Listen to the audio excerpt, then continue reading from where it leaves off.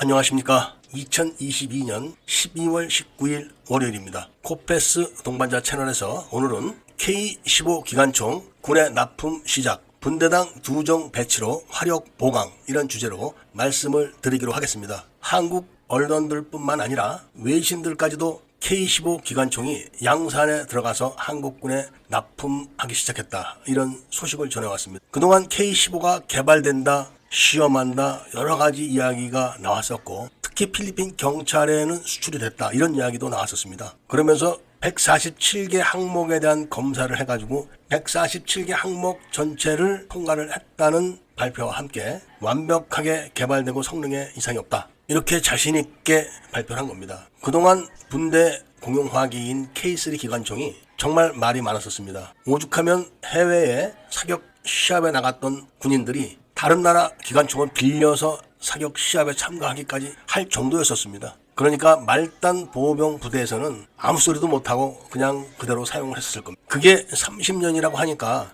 일반 국민들도 이렇게 걱정을 했었는데 군인들은 오죽했겠나, 이런 생각을 안 할 수가 없는 겁니다. 그렇기 때문에 이번에 K15 기관총이 군에 납품되고 K3 기관총과 교체가 된다는 소식은 정말 다행이라고 할 것입니다. 일단 K15는 K3보다 약간 무겁습니다. K3가 분량이 많았던 문제들을 개선하느냐고 약간의 부품이 좀 개선됐겠죠. 그만큼 무거워졌다는 겁니다. 대신 신뢰성이 확실하다는 거죠. 거기다가 조준경을 장착하게 되면 약간 또 무게가 추가됩니다. 그 무게가 8.4kg이니까 병사들이 충분히 감당할 만한 그런 무게입니다. 총열은 K3보다 약간 짧아졌는데 그 이유는 제가 잘 모르겠습니다. 이유가 있겠죠. 신뢰성 면에서는 K3를 압도하지만 성능 면에서는 그렇게 다른 점은 없다고 합니다. 여기서 성능이라고 말하는 것은 사거리와 발사 속도, 이런 거죠. 전표적은 사거리 800m, 그리고 지역 제압은 1800m니까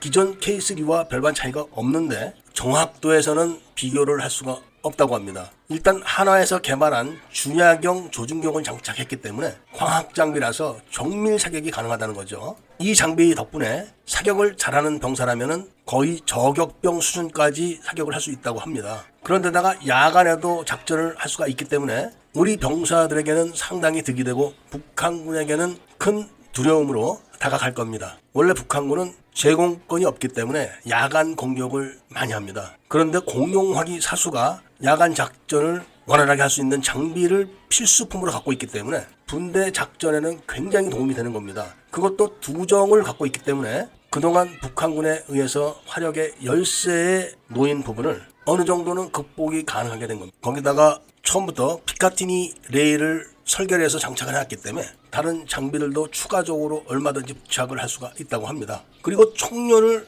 교환할 때 K3는 레바식이었었는데 K15는 버튼식으로 돼서 한 단계를 줄여서 신속하게 총열을 교환할 수 있도록 조치를 취했고, 개머리판이 좀 더 커지고 튼튼해졌고 조절이 가능한데도 무게는 줄었다고 합니다. 신소재를 적용했다고 합니다. 그리고 양각대도 강도를 더 높였고 무게는 줄였다고 합니다. 그런데다가 명중률을 보장하기 위해서 양각대의 높이도 조절이 가능하게 설계를 다 해놨다고 합니다. 그런데다가 병사들이 작전을 할 때 피로도를 줄이기 위해서 멜빵식으로 다 설계를 해놨다고 합니다. 이런 관계로 K3가 6.8kg에 불과했지만 K15는 7.2kg, 거기다가 조준경을 장착하면 8.4kg까지 나가는 거죠. 이렇게 무게는 조금 더 나간다고 해도 성능과 신뢰성이 대폭 보장이 되기 때문에 좋다, 이렇게 말할 수 있지만 한 가지 걱정은 전용 탄은 개발하지 않았다고 합니다. 5.56mm이기 때문에 화력이 아무래도 약하기 때문에